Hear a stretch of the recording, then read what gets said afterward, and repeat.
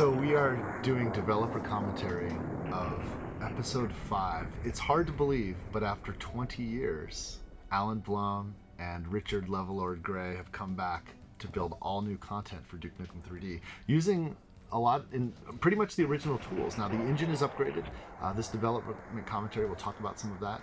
You can also tell that we're able to put a lot more detail in these maps because of increased performance of computer hardware since the last 20 years. It's pretty exciting. We're getting an all new episode for Duke Nukem 3D in the classic style.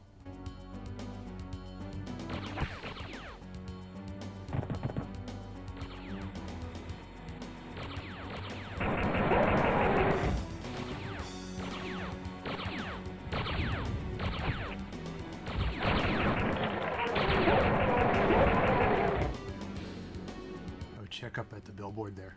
Highly relevant social commentary. People don't even know that. Pop culture reference from 1995. O.J. Simpson.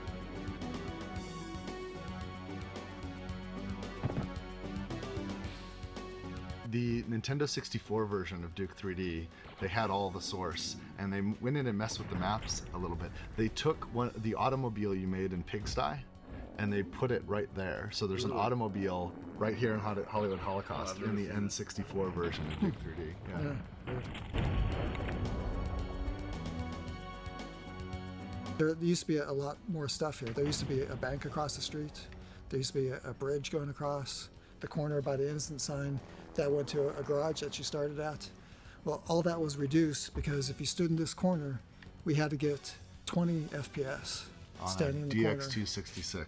Yeah, something like that. Yeah. 66 An Intel megahertz. DX266. Not even a Pentium.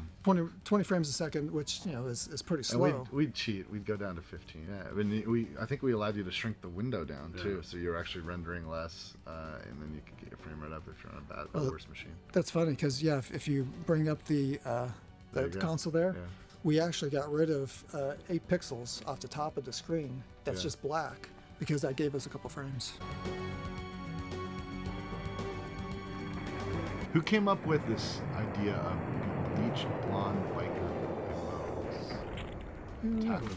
I don't remember. It feels very George. Yeah, it's probably George. I think this $1 million sign is from Blade Runner.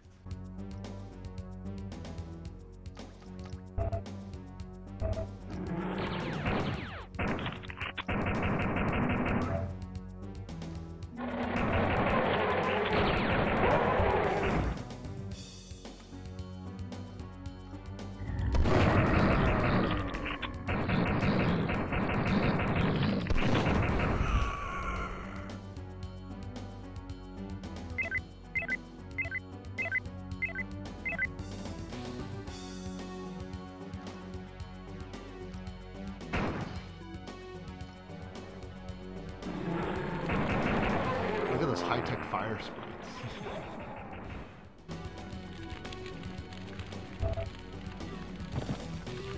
The Pyromania CD, I think, was like the bread and butter of effects artists back then. There was this library of all these fire effects called the Pyromania, and they look so good. You can just buy the disc, and you have a license to use all those effects. Yeah, I still get a kick when I see a movie these days using an effect off of that CD.